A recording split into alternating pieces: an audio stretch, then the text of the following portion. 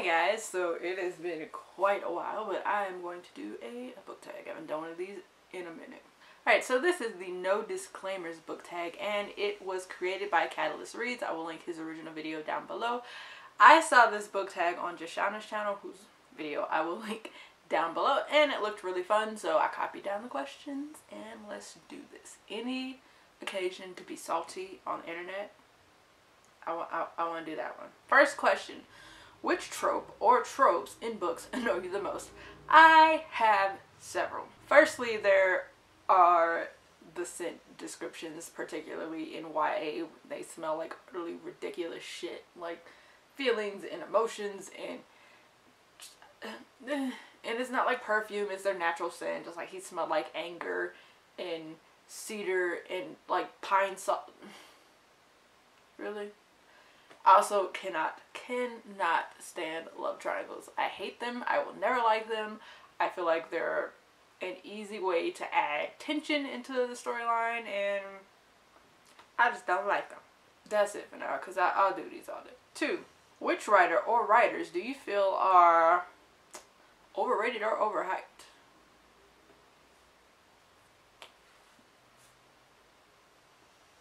Fight me, whatever. I mean, it is what it is.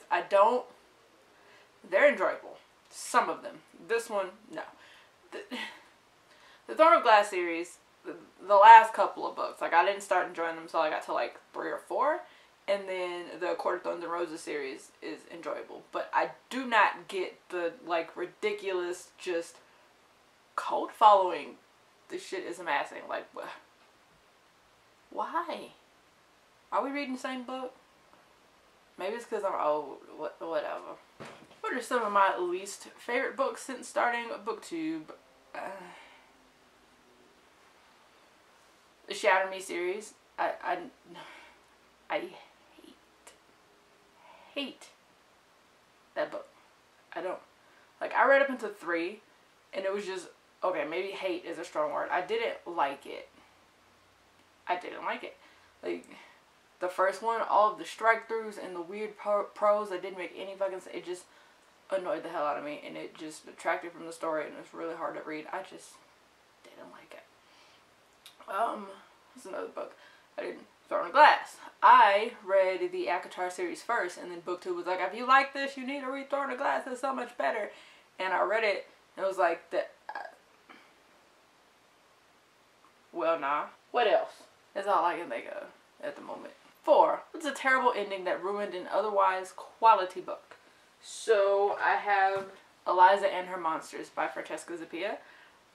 I must have done like an almost 20-minute long rant review for this book, because the book and the premise are really good, and when you get to the ending, the things that the characters do just completely take a huge dump on all of the good that is being built up in the first like 4/5 of this book. I'm just like, why?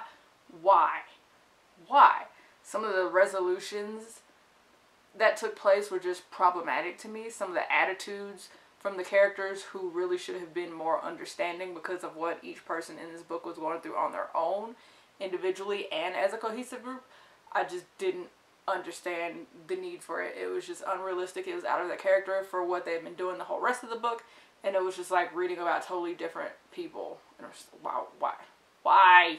5. Which fictional characters do you wish were not killed off? Did you have to kill Sirius Black though?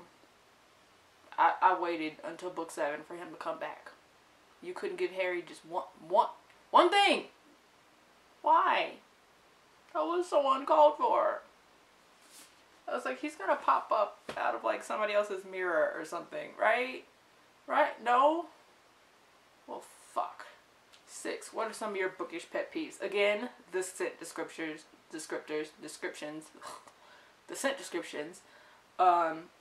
Characters who just could easily resolve whatever they got going on by talking to each other. Characters who eavesdrop on a thing and then act on it without listening to the whole conversation or asking the person who they eavesdropped on what the thing really meant. They just like run away or decide to kill a person or do something crazy drastic. Like, misunderstandings that could be easily resolved. For instance, City of Ashes. City of Bones, City of whatever, Mortal Instruments. We Y'all know what misunderstanding I'm talking about, and I'm really pissed off that it dragged for as long as it did. Just, there was no need for that. Y'all ain't heard of DNA testing? It's really easy. I think they even sell them shits in Walmart now. Like, Also, books, when I order them, and they just have a random one in the series, it's like a half an inch shorter. It's a little thing. It's a petty thing. It's hashtag first world problems, but it annoys me. It does, okay? Leave me alone. 7. What are some books you feel should have more recognition? So, if you are into, like, fantasy and romance, Grace Draven has really good fantasy romance books, and I love them. So, these are 3 separate stories. Like, this one's got a book and a novella. This is The Master of Crows. And then Entreat Me is a standalone. It is a Beauty and the Beast retelling, which is awesome. And then Radiance, which is the first in a series. The second one I haven't read yet, being Eidolon. Maybe how you say that, perhaps. I'm not sure. A lot of the times they are kind of like print to order type things. I got these off Amazon. They were not print to order that particular time. They had them. She's an indie author. They are really, really good.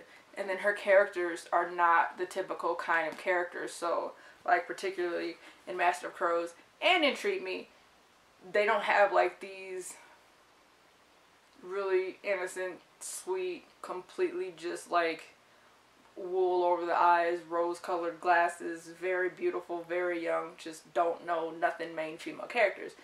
These are some pretty, world-weary kind of women, but I really like that. And even, like, I also really like that they fall in love with the main male characters, or vice versa, and they will admit, like, yeah, she has these flaws, and she's not, like, the best thing around, but I like her because of this, that, and the other.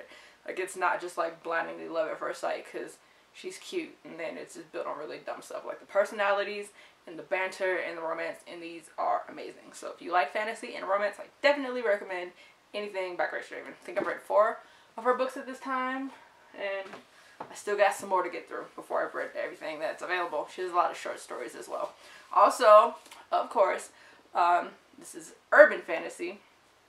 The Kate Daniels series by Ilona Andrews and the Hidden Legacy series by Ilona Andrews. Ignore the covers. They look kind of like trashy romance. They're not.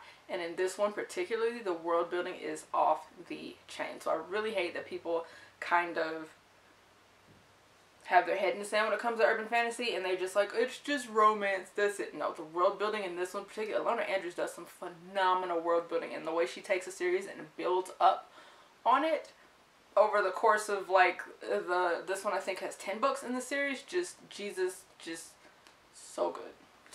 So, I will never not tell people to read those, ever. And 8. What are your thoughts on censorship and banning books? It's stupid. It's stupid because who are you to decide what specifically is problematic to the point that we shouldn't publish it? Because if you're going to say that things shouldn't be published because of the ideas that they can instill in people, we would only have like 20% of the books that we have now. So it's dumb. It's just dumb. Like, people pick up books, like most of the books that were banned were fiction, and people pick up these books with the idea in mind that it's fiction. It's just like watching a movie. Just because I saw Iron Man jump out of a plane, I'm not gonna fucking do it. Just I read a thing in a book doesn't mean I'm gonna do it. Like, it's just dumb. It's dumb. Like, if you're not worried about it, focus on, like, school and building up your children so they're not dumb enough to be monkey see, monkey doing all over the fucking place. That's just what I think, but we all know Lauren ain't in charge of shit, so what I think don't matter. The number 9 is who do you tag? Okay, so who do I tag? I tag, of course, the usual suspects, being Katie from Read Aloud, Liene from Liene's Library, and Cortney from Curious Cortney. I also tag Bethany from Beautifully Bookish Bethany. I know you don't do too many tags because you get a lot of them, so if any of you don't want to do this, I am not offended. I also tag Derby from Derby Lane Reading. I tag Steph from Steph's Romance Book Talk. I tag Ashley from Don't Have a Degree in Reading. And who else? And I tag Megan from, oh, her channel name escapes me at the moment. It's R.E.D. I will link all of these down in the description box because it just had an epic brain fart. So that is it for this book tag, guys. Thanks for watching, and I will catch you later. Bye.